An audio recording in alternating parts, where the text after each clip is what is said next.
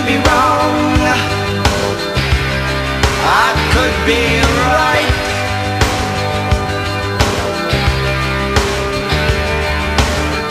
Could be wrong. За начало на опитите ще използваме програмата Autodisk Benchmark в последната й версия 2.46. Сега, след като пуснем програмата, ще забележиме от дясната страна на интерфейса 3 тестови режима. Първо ние ще използваме вторият режим на програмата. Той се нарича Benchmark натоварено сравнение между входящият и изходящия трансфер. Този режим се явява основен на програмата, докато другите два режима са обикновено сравнение между входящият и изходящия трансфер и последният режим е тест на самата програма.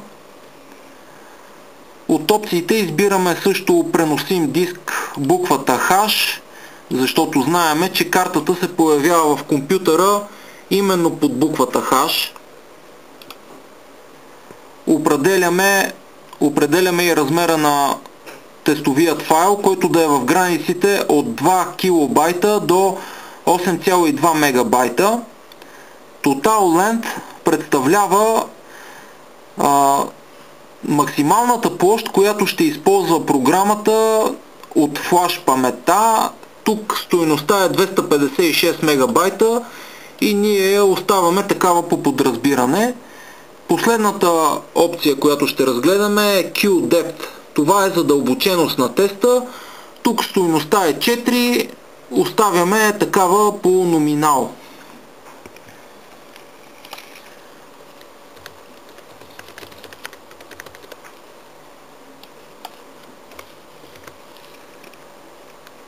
Пускаме теста и наблюдаваме резултатите.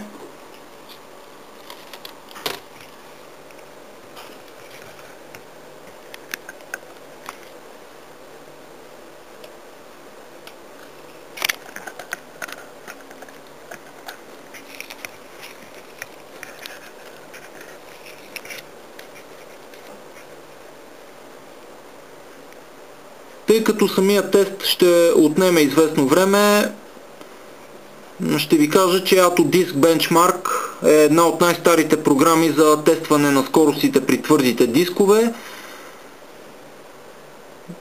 Разработена от Atto Technology Inc. през 2005 година.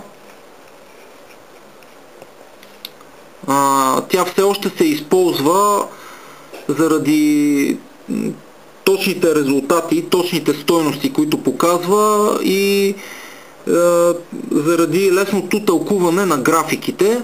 Сега ще видим как се тълкуват и самите графики. Както виждаме, една от особеностите на Autodisk Benchmark е това, че тя мери трансферните скорости на записи на четене от картата, ето тези скорости, през определен обем на тестовият файл. Това означава, че ние имаме тестови файлове с различна големина. Ето виждаме 2 килобайта, 4, 8 килобайта и така нататък. И за всеки един от тези тестови файлове се появява конкретен резултат като скорост на запис и на четене. Това, което мога да коментирам тук е, че с покачване на обема на тестовият файл, ето виждаме тук размер от 32 килобайта, скоростта на запис и скоростта на четене на самата карта се повишава стремглаво. Сами виждаме какво се случва. Значи при обем на файла от 32 килобайта скорост на четене имаме 8,4 мегабайта в секунда и 5,3 мегабайта в секунда скорост на запис. А виждате какво се случва при обем на файл от 64 килобайта. Имаме буквално скорост на запис от 15 мегабайта в секунда и 6 мегабайта в секунда скорост на запис. Ами това е точно 8 пъти надвишаване на клас 2, карта от клас 2. това означава, че тази карта надвишава с 8 пъти, с 8-9 пъти гарантираната си скорост от 2 мегабайта в секунда. Виждате какво се случва с обем на файла от 128 килобайта. Скоростта на четене стига 15, близо 16 мегабайта в секунда, а скоростта на запис е от 5,7 мегабайта в секунда.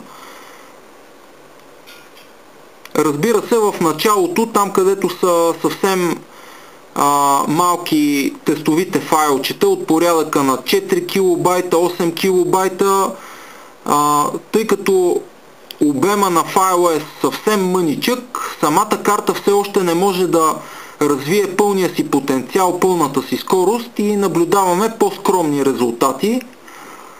Но виждаме, че вече с увеличаване на обема на тестовия файл, просто картата достига светкавична скорост. 16,2 мегабайта в секунда скорост на четене, забележете.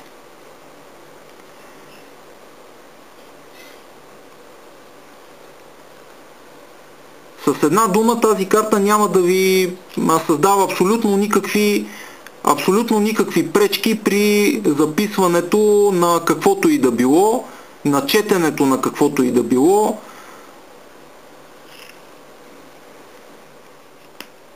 Забелязваме резултатите и при най-голям обем на файловете от порядъка на 4 мегабайта, от порядъка на 8,2 мегабайта. Ами скоростта на картата си остава една постоянна, една изключително бърза, изключително светкавична скорост. Виждаме, че при прехвърляне на, да кажем, една по-голяма качествена MP3, скоростта на четене ще е 16,1 мегабайта в секунда, а скоростта на запис, за да я запишете тази MP3, ще е 5,8 мегабайта в секунда. Нещо светкавично, буквално за секунди.